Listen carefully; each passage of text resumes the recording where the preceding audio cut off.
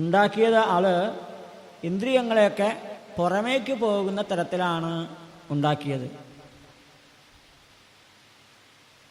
അതുകൊണ്ട് തസ്മാത് ആയതിനാൽ പരാങ്, പരാങ്ങന പുറത്തുള്ളത്, നമുക്ക് ചുറ്റുമുള്ള പുറമേയുള്ളതായ ലോകം, ബാഹ്യലോകം,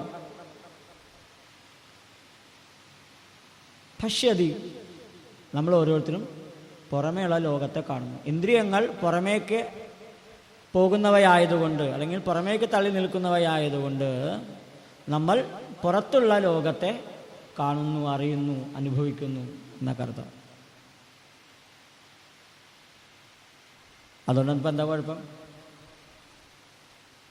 പുറത്തുള്ളത് മാത്രമേ കാണാൻ പറ്റുള്ളൂ, അത് മാത്രമാണ് കുഴപ്പം.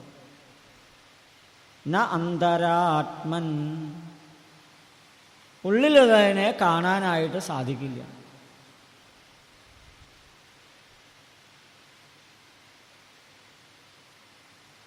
ഇന്ദ്രിയങ്ങൾ പുറമേക്കാണ്, പുറമേയുള്ള കാര്യങ്ങളെയാണ് കാണിച്ചു തരുന്നത് അല്ലെങ്കിൽ കാണുന്നത്.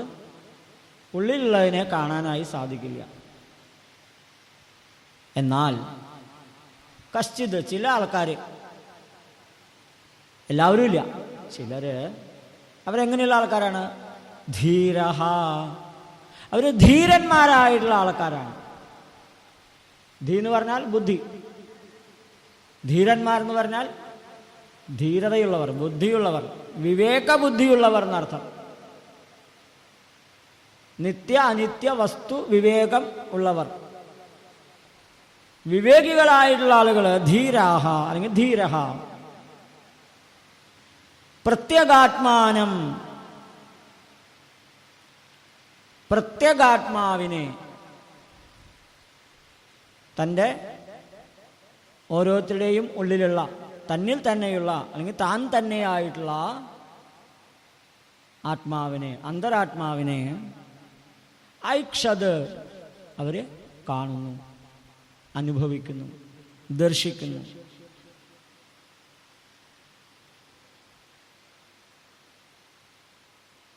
അവരെങ്ങനെയുള്ള ആൾക്കാരാണ്? അവർ പുറമേക്ക് മാത്രം കണ്ണുള്ള ആൾക്കാരല്ല, അവരൊക്കെ ആവൃത്തചക്ഷുഹു, അവര് ഉള്ളിലേക്ക് തുറന്ന കണ്ണുകളുള്ള ആളുകളാണ്, അന്തർമുഖരായിട്ടുള്ള ആളുകളാണ്. അങ്ങനെയുള്ള കണ്ണുകളെ കൊണ്ട് അവര് നോക്കിക്കാണുന്നു. എന്തിനു വേണ്ടിയിട്ടാണ് നോക്കുന്നത്? അമൃതത്വമിച്ഛൻ, അമൃതത്വത്തെ നേടാനായിട്ട്, അമൃതത്വത്തെ ആഗ്രഹിച്ചുകൊണ്ടാണ് അവരെ ചെയ്യുന്നത്.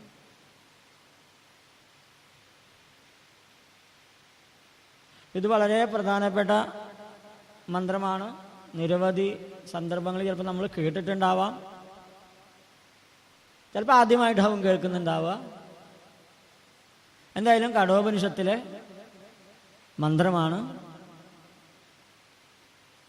ഇത് നമുക്ക് എന്നും കേൾക്കാൻ മാത്രമല്ല, നമുക്കൊക്കെ വിചാരം ചെയ്യാൻ, മനനം ചെയ്യാനുള്ള മന്ത്രമാണ്.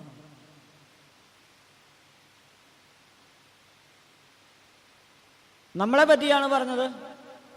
വേദാന്തം അതാണല്ലോ പറയുന്നത്, ഉപനിഷത്ത് അതാണല്ലോ പറയുന്നത്, നമ്മളെക്കുറിച്ചാണ് പറയുന്നത്. നമ്മുടെ ഇന്ദ്രിയങ്ങളൊക്കെ പുറമേക്കാണ് പോകുന്നത്. പുറമേക്ക് പോകുന്നു എന്ന് പറഞ്ഞാൽ അവ ഇന്ദ്രിയ ഗോളകങ്ങളിൽ നിന്ന് പുറത്തേക്ക് ഇറങ്ങിപ്പോകുന്നു എന്നല്ല അതിൻ്റെ അർത്ഥം. ഇന്ദ്രിയ ഗോളകങ്ങളിലിരുന്ന് അല്ലെങ്കിൽ ഇന്ദ്രിയ സ്ഥാനങ്ങളിലിരുന്ന് അവ പുറമേ ഉള്ളതിലേക്ക് ബന്ധപ്പെടുന്നു എന്നാണ്. എന്ന് പറഞ്ഞാൽ ഇത്രയൊന്നും സാങ്കേതിക വാക്കുകളൊന്നും പറയണ്ട. നമ്മുടെ കണ്ണ് പുറത്തുള്ള കാഴ്ച കാണുന്നു, നമ്മുടെ കാത് പുറമേയുള്ള ശബ്ദത്തെ കേൾക്കുന്നു, നമ്മുടെ തൊലി പുറമേയുള്ള സ്പർശത്തെ അറിയുന്നു, നമ്മുടെ നാക്ക് പുറത്തുനിന്നുള്ള സാധനത്തെ രുചിക്കുന്നു, നമ്മുടെ മൂക്ക് പുറമേ നിന്നുള്ള ഗന്ധത്തെ വാസനിക്കുന്നു.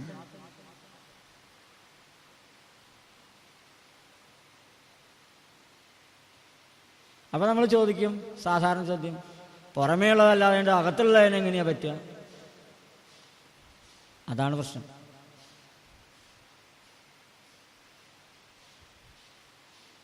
ഇവയെല്ലാം പുറത്തേക്ക് തുറന്നു വച്ചിരിക്കുന്നതാണ്. പുറത്തേക്ക് തുറന്നു വച്ചിരിക്കുന്നതാണ് എന്ന് പറഞ്ഞാൽ നമ്മൾ ഈ വിഷയങ്ങളിലൊക്കെ, ഇവയൊക്കെ ഇന്ദ്രിയ വിഷയങ്ങൾ എന്നാ പറയാം. ഇത് ഇനി കഴിഞ്ഞു വരുന്ന മന്ത്രങ്ങളിലുണ്ട്. മൂന്നാമത്തെ മന്ത്രത്തിൽ പറയുന്നു, ഏന രൂപം രസം ഗന്ധം ശബ്ദാൻ സ്പർശാൻ ശമൈഥുനാൻ. എന്തൊക്കെയാണ് വിഷയങ്ങൾ എന്ന് അവിടെ പറയുന്നുണ്ട്.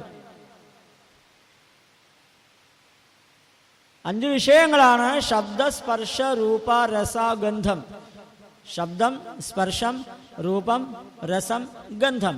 ഈ 5 എണ്ണത്തെ അറിയാനായിട്ട് നമുക്ക് 5 ഇന്ദ്രിയങ്ങൾ: ശ്രോത്രം, ത്വക്ക്, ചക്ഷു, രസന, ഘ്രാണം.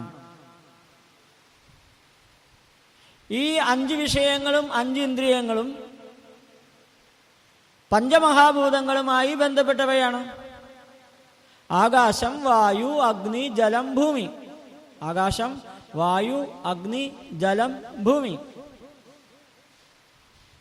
ആകാശത്തിൻ്റെ സൂക്ഷ്മത അല്ലെങ്കിൽ ആകാശത്തിൻ്റെ ഗുണകം അല്ലെങ്കിൽ ഗുണകമായിട്ടുള്ള ശബ്ദം, ശബ്ദ തന്മാത്ര അല്ലെങ്കിൽ ശബ്ദം.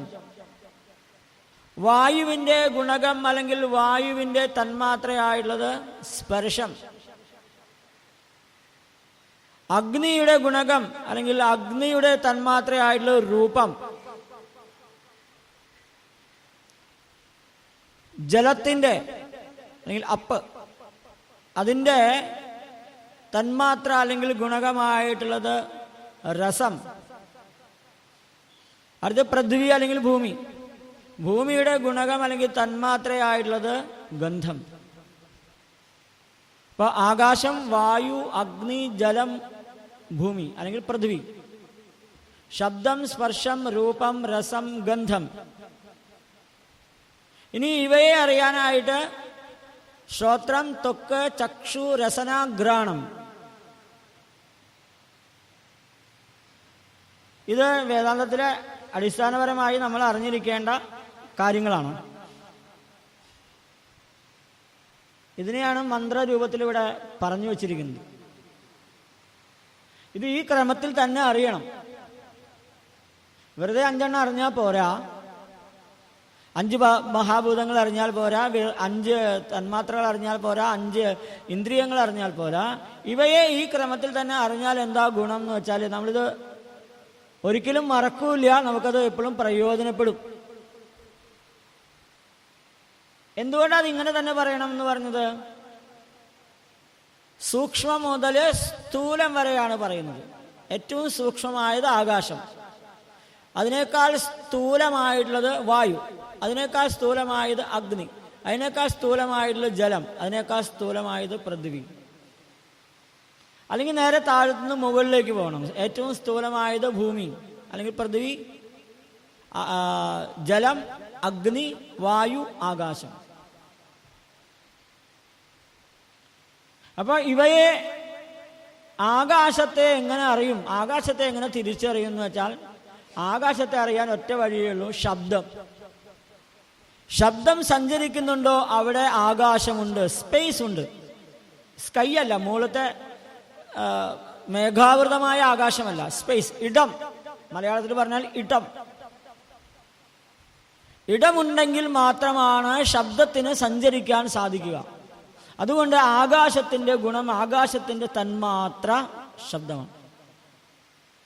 ശബ്ദാഭ്യോമതസർജിത വിഭോ എന്ന് പറയുന്ന നാരായണത്തിലെ മേൽപ്പത്തൂർ വളരെ ഭംഗിയായിട്ട് ഈ പഞ്ചമഹാഭൂതങ്ങളും പഞ്ച തന്മാത്രകളെ കുറിച്ചൊക്കെ പറയുന്നുണ്ട്. അപ്പൊ ആകാശത്തെ തിരിച്ചറിയണമെങ്കിൽ ശബ്ദമുണ്ടെങ്കിൽ ആകാശമുണ്ട് എന്നാണ്. ശബ്ദത്തിന് സഞ്ചരിക്കാൻ ഇടമുണ്ടെങ്കിൽ അത് ആകാശമുണ്ട്. അടുത്തത് സ്പർശമാണ്, വായുവിൻ്റെ ഗുണമാണ്. വായുവിനെ എങ്ങനെ അറിയും? ഇപ്പൊ ഫാൻ തിരിയുന്നുണ്ട് ഇല്ലേ? ഇവിടെ ഫാൻ തിരിയുമ്പോൾ 2 കാര്യങ്ങൾ നടക്കുന്നുണ്ട്. ഒന്ന്, കാറ്റ് കൊള്ളുന്നുണ്ട്, അതിൻ്റെ ശബ്ദമുണ്ട്. ഞാൻ അവിടെ ഇരുന്നപ്പോൾ ഇത്ര ശബ്ദം തോന്നിയില്ല, ഇവിടെ വന്നപ്പോൾ എന്തൊരു ശബ്ദമാണ്, കടലിൻ്റെ മുന്നിലിരുന്ന് പറയണ പോലെയാണ് തോന്നണം എനിക്ക്. ഓഫ് ചെയ്യാൻ പറയാൻ പറ്റില്ല, നിങ്ങളെന്നെ സമ്മതിക്കില്ല. അപ്പോൾ വായുവിനെ, കാറ്റിനെ നമ്മളെങ്ങനെയാണ് അറിയുന്നത്? നമ്മുടെ ദേഹത്ത് അത് സ്പർശിക്കുന്നുണ്ട് അല്ലേ, കാറ്റ് കിട്ടുന്നുണ്ട്. ഇവിടെ നിന്നാൽ കാറ്റ് കിട്ടില്ല, കുറച്ചുകൂടി അങ്ങോട്ട് നിന്നിരുന്നാൽ കാറ്റ് കിട്ടും, സ്പർശമുണ്ട്. ഒപ്പം തന്നെ എന്തുണ്ട്? ആകാശത്തിൻ്റെ ഗുണമായ ശബ്ദവും അതിനുണ്ട്. ഇതിപ്പോൾ ഫാനിൻ്റെ ശബ്ദമാണ്, പക്ഷെ എന്നാലും കാറ്റിനൊരു ശബ്ദമുണ്ട്. ഫാനിൻ്റെ ശബ്ദവും കാറ്റിൻ്റെ ശബ്ദവും രണ്ടും കൂടി ആകുമ്പോഴാണ് ഒരു ഇരമ്പൽ. ഇവിടെ നിങ്ങൾക്ക് അവിടെ ഇരിക്കുമ്പോൾ അധികം അറിയില്ല, ഇവിടെ ഇരിക്കുമ്പോൾ പറയും. അപ്പൊ വായുവിന് ശബ്ദഗുണവുമുണ്ട്, സ്പർശഗുണവും. സ്പർശമാണ് മുഖ്യമായ ഗുണം. ഇതുപോലെ അഗ്നി, ഇപ്പൊ വിളക്ക് കത്തിച്ചിട്ടുണ്ട്. ഇവിടെ വിളക്കിനെന്താണ്? രൂപമാണ്. ഒപ്പം തന്നെ അതിന് ശബ്ദഗുണമുണ്ട്, സ്പർശഗുണവുമുണ്ട്. നമുക്ക് ഈ അഗ്നിയെ തൊട്ടറിയാൻ പറ്റും, പക്ഷെ നമ്മൾ അങ്ങനെ അധികം തൊട്ടറിയാറില്ല. 1-2 തവണ അറിഞ്ഞാൽ പിന്നെ നമ്മൾ തൊടുമ്പോൾ സൂക്ഷിച്ചതേ തൊടുള്ളൂ. പിന്നെ അഗ്നി കത്തണ സമയത്ത് അതിന് ശബ്ദമുണ്ട്. അടുത്ത് ജലമാണ്. ജലത്തിന് രസമാണ്.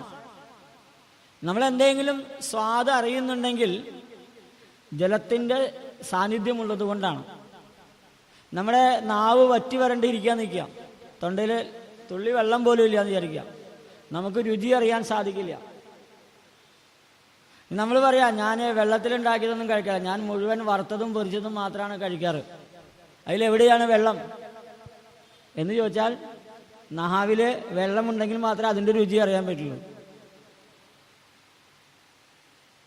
അപ്പോൾ സ്വാദ് അല്ലെങ്കിൽ രസമാണ് അർത്ഥേന്ദ്രിയമായ നാവിൻ്റെ ഇത്.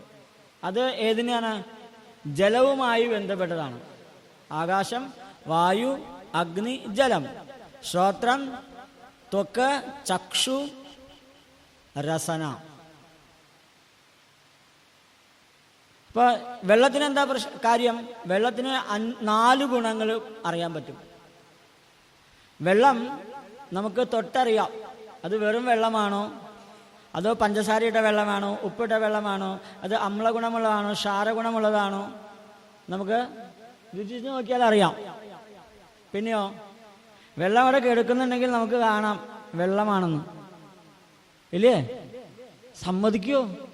അതൊക്കെ ശരിയാന്ന് പറയോ? ഞാൻ എന്തെങ്കിലും തെറ്റി പറഞ്ഞെങ്കിൽ തെറ്റാന്ന് പറഞ്ഞോളൂ. അല്ലെങ്കിൽ ഞാൻ വിചാരിക്കും ഇതൊക്കെ ഞാൻ പറയാൻ കേൾക്കാൻ വിധിക്കപ്പെട്ട ആൾക്കാരാണെന്ന് വിചാരിക്കില്ലേ? അപ്പൊ വെള്ളം അവിടെ കിടക്കുന്നുണ്ടെങ്കിൽ നമുക്ക് കാണാം, രുചിച്ച് നോക്കാം, കാണാം. ഇനിയോ, വെള്ളം നമുക്ക് തൊട്ടറിയാം. ചിലപ്പോൾ വെള്ളമാണോ വെളിച്ചെണ്ണയാണോ താഴെ പോയി നമുക്ക് സംശയമാവും അടുക്കളയിൽ. അപ്പോൾ നമ്മൾ എന്ത് ചെയ്യും? അത് വെള്ളമാണ് അല്ലെങ്കിൽ വെളിച്ചെണ്ണയാണ്, ഇല്ലേ? തൊട്ടറിയാം. ഇനിയോ, വെള്ളം ഒഴിക്കുമ്പോൾ ശബ്ദം ഉണ്ടാവും. ഗ്ലാസ്സിൽ നിന്ന് പാത്രത്തിലേക്ക് ഒഴിക്കുമ്പോൾ അല്ലെങ്കിൽ വെള്ളം അങ്ങനെ ഒഴുകി പോകുമ്പോൾ ശബ്ദം ഉണ്ടാവും. ഈ വെള്ളത്തിന് 4 ഗുണമുണ്ട്. പക്ഷെ മുഖ്യ ഗുണം ഏതാണ്? രസം. അതുള്ളത് കൊണ്ടാണ് നമ്മൾ ഈ സ്വാദൊക്കെ അറിയുന്നത്. സദ്യ ഉണ്ണാനും പലഹാരം കഴിക്കാനും ഭക്ഷണം കഴിക്കാനും ഒക്കെ ആ വെള്ളമുള്ളത് കൊണ്ടാണ്. അടുത്തത് പൃഥ്വി, ഭൂമി. ഭൂമിയെ അറിയാനായിട്ട് ഗന്ധമാണ് പ്രധാനം. ഗന്ധവതി പൃഥ്വി എന്നാണ്. ഓരോ മണ്ണും മണത്ത് നോക്കിയാൽ അത് എങ്ങനെയുള്ള മണ്ണാന്ന് അറിയാൻ പറ്റും. മണ്ണ് ഗവേഷണ കേന്ദ്രത്തിലുള്ള ആൾക്കാർക്കൊക്കെ പെട്ടെന്ന് അറിയാൻ പറ്റും. നമുക്ക് അറിയാൻ പറ്റും എത്തരത്തിലുള്ള മണ്ണാണെന്നുള്ളത്.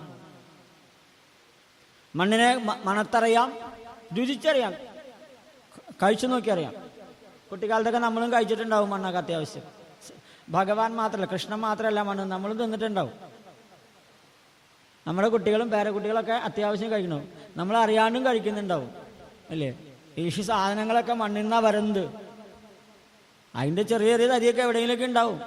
അല്ലെങ്കിൽ മണ്ണ് തന്നെയാണ് ഇതൊക്കെ ആയിട്ട് മാറിയിരിക്കുന്നത്. അപ്പം അതിനെ രുചിച്ചറിയാം, ഗന്ധം കൊണ്ടറിയാം, രുചിച്ചറിയാം. പിന്നെ അതിനെ കണ്ടറിയാം. മണ്ണാണ് കിടക്കുന്നത്. അയ്യോ സ്റ്റേജിൽ കുറേ മണ്ണുണ്ടല്ലോ, വൃത്തിയാക്കണം, കണ്ടറിയാം അല്ലേ? ഇനി അതിനെ നമുക്ക് തൊട്ടറിയാം, മണ്ണാണോ കിടക്കുന്നത്, അതോ ഇനിയിപ്പോൾ വേറെ ഇവിടെ ഡെക്കറേറ്റ് ചെയ്യാൻ കൊണ്ടുവന്ന വല്ല സാധനമാണോ കിടക്കുന്നത്, തൊട്ടറിയാൻ പറ്റും അല്ലേ? ഇനി ശബ്ദം ഉണ്ടാവും, ഭൂകമ്പം തുടങ്ങിയ സംഭവങ്ങൾ, മണ്ണിടിച്ചിലൊക്കെ ഉണ്ടാകുമ്പോൾ ശബ്ദവും ഉണ്ടാവും, ഭൂമിയുടെ ഉള്ളിൽ നിന്ന് ശബ്ദമൊക്കെ ഉണ്ടാവാറുണ്ട്. അപ്പോൾ ഏറ്റവും സ്ഥൂലമായതാണ് ഭൂമി, ഏറ്റവും സൂക്ഷ്മമായതാണ് ആകാശം. ഈ 5 മഹാഭൂതങ്ങളെയും അറിയാനായിട്ട് 5 ഇന്ദ്രിയങ്ങൾ 5 വഴികളിലൂടെ അറിയുന്നു. ആകാശത്തിൻ്റെ ഗുണം ഏതാണ്?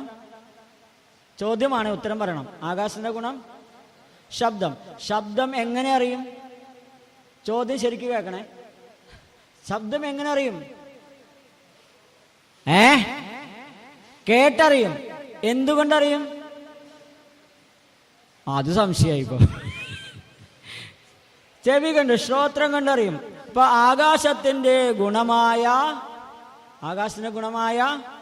ശബ്ദത്തെ ഇന്ദ്രിയമായ ശ്രോത്രം കൊണ്ട് നമ്മൾ കേട്ടറിയും. ഇത്രയൊന്നും പാടില്ല സ്വാമി, ഞങ്ങളൊരു ശബ്ദം കേൾക്കണു, അത്രയുള്ളൂ. പക്ഷെ ഇതെന്താ സംഭവം നമുക്കറിയണ്ടേ? നമ്മുടെ കയ്യിലുള്ള സാധനം നമ്മൾ നിത്യം ഉപയോഗിക്കുന്നത് എങ്ങനെയാണെന്ന്. ആകാശത്തിന്റെ ഗുണമായ ശബ്ദത്തെ ഇന്ദ്രിയമായ ശ്രോത്രം കൊണ്ട് നമ്മൾ കേട്ടറിയുന്നു. അങ്ങനെയാണെങ്കിൽ വായുവിൻ്റെ ഗുണമായ സ്പർശത്തെ ഇന്ദ്രിയമായ ത്വക്ക് അല്ലെങ്കിൽ തൊലി കൊണ്ട് നമ്മൾ തൊട്ടറിയുന്നു, അല്ലെങ്കിൽ സ്പർശിച്ചറിയുന്നു. അടുത്തത് അഗ്നിയുടെ ഗുണമായ രൂപത്തെ ഇന്ദ്രിയമായ കണ്ണുകൊണ്ട് അല്ലെങ്കിൽ ചക്ഷുസ് നേത്രം കൊണ്ട് നമ്മൾ കണ്ടറിയുന്നു. ജലത്തിൻ്റെ ഗുണമായ ജലത്തിൻ്റെ ഗുണമായ രസത്തെ ഇന്ദ്രിയമായ നാവ് കൊണ്ട്, ശരിക്കും അതിനൊരു പേരില്ലേ സംസ്കൃതത്തിൽ? എന്താ പേര്? രസനയല്ല, അത് മറ്റേ കലക്കി കുടിക്കുന്ന സാധനം. രസന കൊണ്ട് നമ്മൾ രുചിച്ചറിയുന്നു. ഭൂമിയുടെ ഗുണമായ ഗന്ധത്തെ ഇന്ദ്രിയമായ മൂക്ക് ഘ്രാണം കൊണ്ട് നമ്മൾ മണത്തറിയുന്നു. ഇത്രയൊക്കെ കോംപ്ലിക്കേഷനുള്ള കാര്യം. കേൾക്കുന്നു, സ്പർശനം അറിയുന്നു, കാണുന്നു, രുചിക്കുന്നു, മണക്കുന്നു, അത്രയേ ഉള്ളൂ. പക്ഷെ ഇത്രയും കാര്യങ്ങളിലുണ്ട് ഈ പറഞ്ഞ മന്ത്രത്തിലെ പരാഞ്ജികാനി വ്യതൃണ സ്വയംഭൂ. പക്ഷേ ഇത് പറയാനൊന്നല്ല ഉദ്ദേശിച്ചത് കേട്ടോ, ഇതൊക്കെ ചുമ്മാ. ഇവിടെ പറഞ്ഞെന്താ അറിയോ? ഈ ഇന്ദ്രിയങ്ങളൊക്കെ ബാഹ്യങ്ങളായതുകൊണ്ട്, പക്ഷെ ഇത് അറിയണം. ഇന്ദ്രിയങ്ങളെക്കുറിച്ചും ഇന്ദ്രിയ നിയന്ത്രണത്തെക്കുറിച്ചും ഒക്കെ നമ്മൾ അറിയണം. അറിഞ്ഞാൽ മാത്രമാണ് എന്താ അടുത്ത പടിയിലേക്ക് കടക്കാൻ പറ്റുക. തസ്മാത് പരാം പശ്യതി നാന്തരാത്മൻ. അതുകൊണ്ട് തന്നെ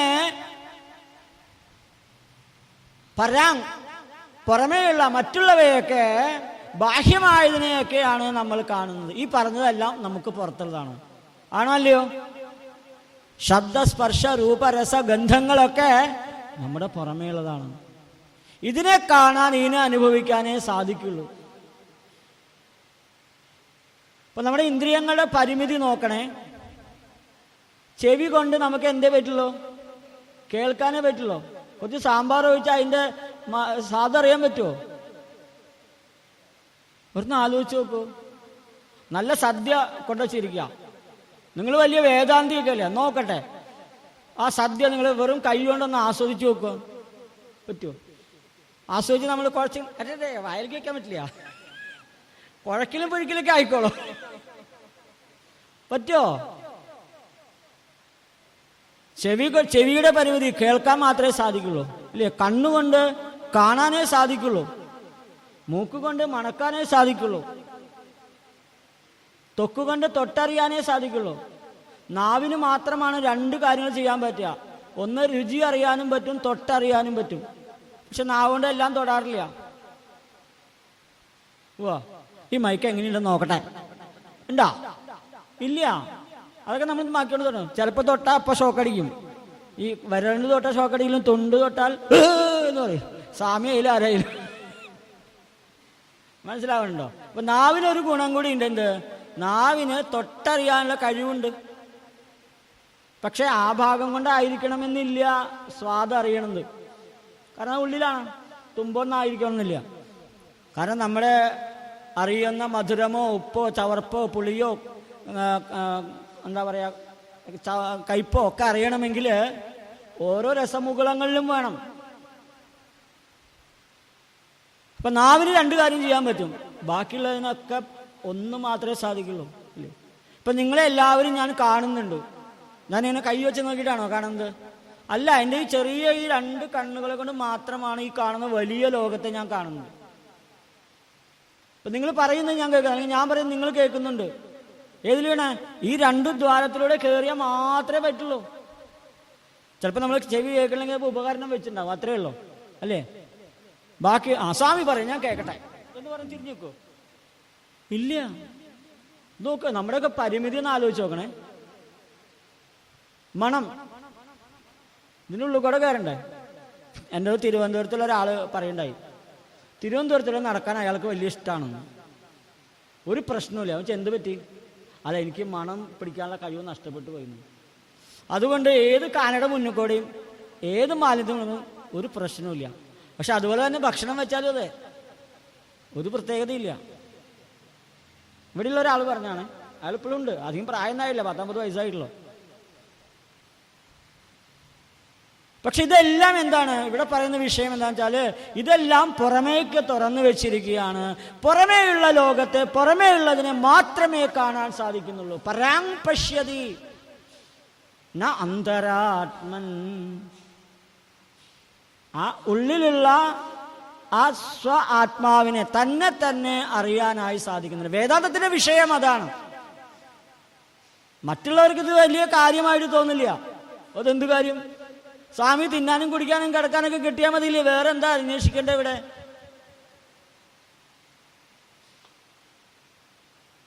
മനസ്സിലാവണുണ്ടോ? പുറമേ ഉള്ളത് മാത്രം കണ്ടാൽ പോരാ. ഈ ഇന്ദ്രിയങ്ങളൊന്നും ഉള്ളിലേക്ക് തിരിക്കാനായി സാധിക്കുന്നില്ല.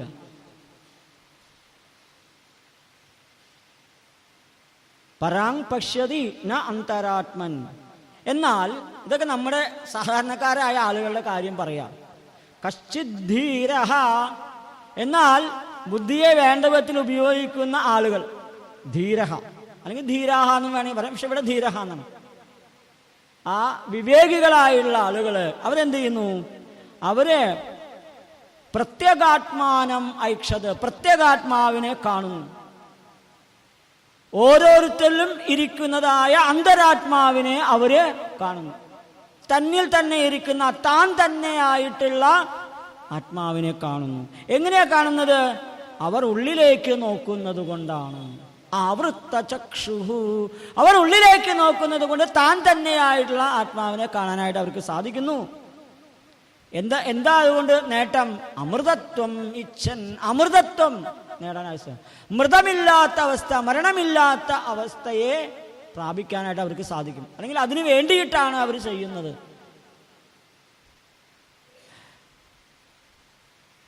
പൊതുവെ എല്ലാവരുടെയും ആഗ്രഹം മരിക്കാണ്ടിരിക്കണം എന്നാണ്. വളരെ അസുഖം പിടിച്ച് കഷ്ടപ്പെടുന്ന ആൾക്കാരെ ഒഴിച്ച് ബാക്കിയുള്ളവരൊക്കെ എന്താ വിചാരിക്കുന്നത്? ഈ ലോകമൊക്കെ അവസാനിച്ചിട്ട് കണ്ടിട്ട് പോയാൽ മതി എന്നാണ്. അല്ലെങ്കിൽ നമ്മളൊന്നും പോവില്ല എന്നുള്ളതാണ് നമ്മളെല്ലാവരെയും വലിയ പ്രതീക്ഷ. പക്ഷെ ഈ ലോകം കാണുന്ന എല്ലാം നിരന്തരം മരിച്ചുകൊണ്ടിരിക്കണം. മൃതമായതാണ് ഈ കാണുന്നതെല്ലാം. അതുകൊണ്ട് തന്നെ ഈ ലോകത്തിന്റെ പേരെന്താണ്? മർത്യലോകം എന്നാണ്. ഈ കഥ തന്നെ അങ്ങനെയാണല്ലോ. എന്നെ ആർക്ക് കൊടുക്കും, എന്നെ ആർക്ക് കൊടുക്കും? നിന്നെ കാലിന് കൊടുക്കുന്നു, എന്നാൽ ശരി ഞാൻ കാലിന്റെ വീട്ടിലേക്ക് പോവാന്ന് പറഞ്ഞിട്ടാണ് കുട്ടി പോണത്. ഈ ലോകം മർത്യം എന്ന് പറഞ്ഞാൽ മനുഷ്യന്ന് മാത്രമല്ല, മരണമുള്ളവൻ എന്നർത്ഥം. ഈ കാണുന്ന സകലതും എന്താണ്? മരണമുള്ള. എന്താ മരണം? നിരന്തരമായ മാറ്റം. നിരന്തരമായ മാറ്റമുള്ളത് കൊണ്ട് ഈ മരണത്തെ ഒന്നും നമ്മൾ അറിയുന്നില്ല. നമ്മൾ ഓരോരുത്തരും നിരന്തരം മരിച്ചുകൊണ്ടിരിക്കുക. എന്തൊക്കെ മാറ്റങ്ങൾ നമുക്കുണ്ടായിട്ടുണ്ട്. നമ്മൾ മരിച്ചോ ഇല്ല എന്ന് പറയട്ടെ. വെറുതെ മരണത്തെക്കുറിച്ചൊന്നും പറഞ്ഞ് പേടിപ്പിക്കല്ലേ സ്വാമി. ഇത്തിരി സ്വസ്ഥത കിട്ടാൻ വേണ്ടിയിട്ടാണ് ഇവിടെ വന്നിരുന്നത്. ഒന്നുമില്ലെങ്കിൽ ഉറങ്ങെങ്കിലും ചെയ്യാലോ എന്ന് വെച്ചിട്ടാണ് വന്നത്. അപ്പോഴാണ് വെറുതെ ഞെട്ടി എണീപ്പിക്കുന്നത്. ചിന്മയാനന്ദ സ്വാമിജി പറയും, നമ്മുടെ ശൈശവം മരിച്ചു, ബാല്യം മരിച്ചു, കൗമാരം മരിച്ചു, യൗവനം മരിച്ചു, മധ്യവയസ്സ് മരിച്ചു, ഇപ്പൊ വാർദ്ധക്യമാണ്, അതും മരിക്കും. ഇല്ലാന്നാ ഞങ്ങളുടെ പ്രതീക്ഷ. നമ്മൾ എന്തു പറയും? നമ്മൾ മരിച്ചു എന്ന് സാധാരണ പറയാറില്ല. എൻ്റെ ശൈശവകാലം കഴിഞ്ഞു, ബാല്യകാലം കഴിഞ്ഞു, കൗമാരകാലം കഴിഞ്ഞു, യൗവനകാലം കഴിഞ്ഞു, മധ്യവയസ്സ് കഴിഞ്ഞു, ഇപ്പം ഞാനാ കാരണവര് അല്ലെങ്കിൽ കാരണവത്തി ഇവിടെ നമ്മുടെ കുടുംബത്തിൽ എന്ന് നമ്മൾ വളരെ ഭംഗിയായിട്ട് പറയും. പക്ഷെ ശരിക്കും സംഭവം എന്താണ്? നമ്മുടെ ശൈശവകാലം നീ തിരിച്ചു വരുമോ? മരിച്ചുപോയി. ബാല്യകാലം വരുമോ? ഇല്ല. കൗമാരകാലം വരുമോ? ഇല്ല. യൗവനകാലം വരുമോ? ഇല്ല. മധ്യവയസ്സ് ഞാൻ ആശ്വസിക്കാൻ വേണ്ടി പറഞ്ഞു. ശരിക്കും 2-3 കാര്യങ്ങൾ പറയുള്ളൂ. ബാല്യം, കൗമാരം, ബാല്യം, യൗവനം, വാർദ്ധക്യം 3 പറയുള്ളൂ. ഞാൻ നിങ്ങൾക്ക് സമാധാനം ആയിക്കോട്ടെ വെച്ചിട്ടാണ് 5-6 പറഞ്ഞത്. മധ്യവയസ്സൊന്നും പറയാറില്ല, എന്നാലും കിടന്നോട്ടെ, സമാധാനം ആയിക്കോട്ടെ വെച്ചിട്ട്. മധ്യവയസ്സും മരിച്ചു, വാർദ്ധക്യവും അങ്ങനെ ആയിക്കൊണ്ടിരിക്കുക. പടു വാർദ്ധക്യത്തിലേക്കൊക്കെ വന്നുകൊണ്ടിരിക്കുക. അതൊക്കെ മൃതമാണ്. ഇവിടെ എന്താ പറയുന്നത്? അമൃതത്വത്തെ നേടണം. മൃതം എന്താണെന്ന് അറിഞ്ഞാലാണ് അമൃതത്വത്തിന്റെ മഹത്വം മനസ്സിലാവുക. അമൃതത്വം എന്താണ്? മരണമില്ലാത്തതാണ്, മാറ്റമില്ലാത്തതാണ്, വീണ്ടും വരവില്ലാത്തതാണ്, പുനരാവൃത്തി ഇല്ലാത്തതാണ്. ആ അമൃതത്വത്തെ ധീരന്മാരായ ആളുകൾ നേടുന്നു. ഈശ്വര 10:15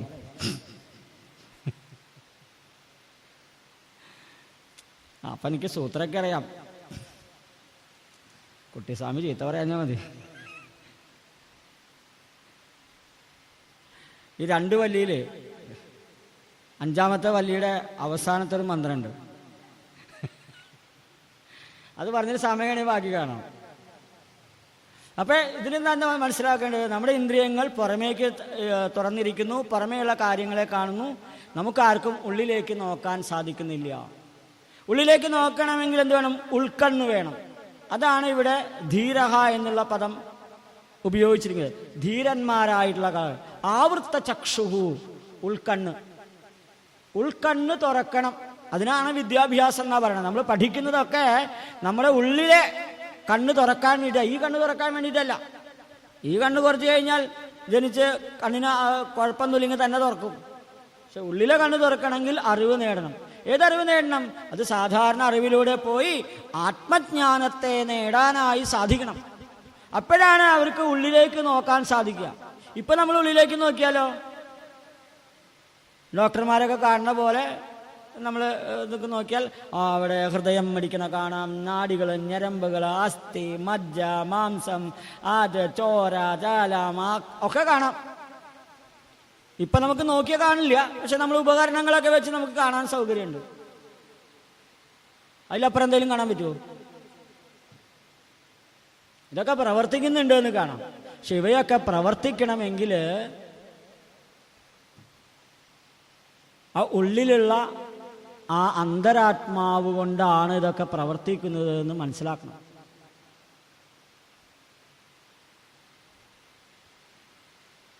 ഏതുപോലെയാണ് അത് പ്രവർത്തിപ്പിക്കുന്നത്?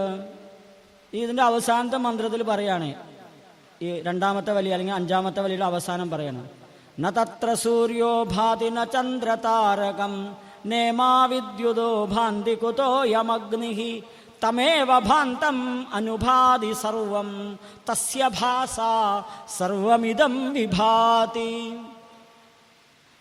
ന തത്ര സൂര്യോ ഭാതി ന ചന്ദ്രതാരകം നേമാ വിദ്യുതോ ഭാന്തി കുതോ യമഗ്നിഃ തമേവ ഭാന്തം അനുഭാതി സർവം തസ്യ ഭാസാ സർവമിദം വിഭാതി. അവിടെ നമ്മുടെ ഇന്ദ്രിയങ്ങൾ അവിടേക്ക് പോണില്ല, കാണുന്നില്ല. പറയാ ന തത്ര സൂര്യോഭാതി. അവിടെ